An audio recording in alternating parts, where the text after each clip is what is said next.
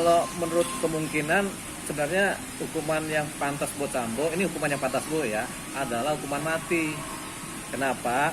Karena Sambo ini adalah pejabat negara yang khusus menangani masalah keamanan kriminal, tapi dia menjadi pelaku utama.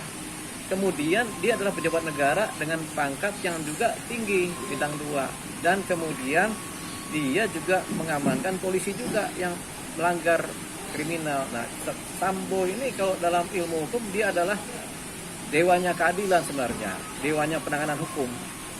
Nah, tapi karena dia melakukan pidana, ini hukumannya diperberat sepertiga dari hukuman maksimal.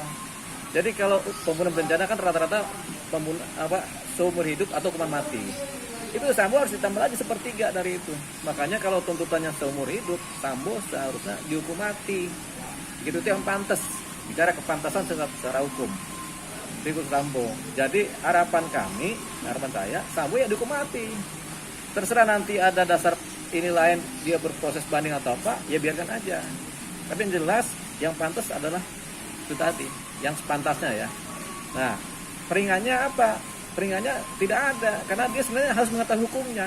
Dia udah lebih tahu hukumnya, karena bagi saya dia adalah dewa penegak hukum, karena di atasnya para penegak hukum dia itu.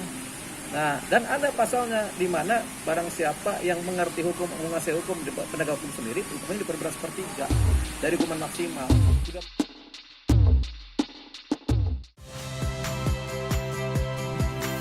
Saya Valeria Bella. Saksikan program-program Kompas TV melalui siaran digital, pay TV, dan media streaming lainnya. Kompas TV, independen, terpercaya.